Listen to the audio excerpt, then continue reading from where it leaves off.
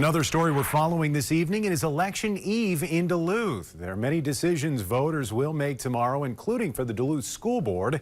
Northern News Now's Kyrie Johnson heard from all four at-large candidates today and previews the race. Four candidates are vying for an at-large seat on the Duluth School Board, which is responsible for governing the school district and ensuring quality education.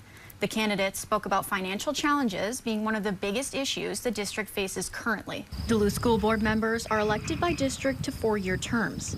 Candidate Amber Sadowski is an incumbent, and she received 33% of votes in the primary. Sadowski says her lobbying experience over the last few years gives her a leg up in helping with budget issues. In the face of millions of dollars of cuts to maintain a balanced budget and a healthy reserve, even in the face of our ESSER funds dropping off, that was the COVID relief dollars. Kelly Durek-Eder also has experience on the school board, and she emphasizes the improved ratings the district has seen recently, despite federal changes making budget planning difficult. Is how are we shoring up our finances so that we can weather changes at the state and the federal level, and really making sure that if we have to make changes in our budget, that we're keeping those instabilities away from the classroom. While candidate Harry Welty argues those financial issues go beyond federal impacts. And unlike the federal government, we can't just raise infinite taxes and print money.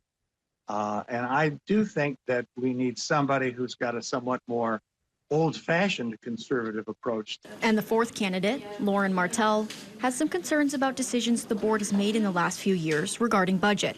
Led to a $7.6 million deficit. If you're in deficit, you're certainly not going to be able to move money around.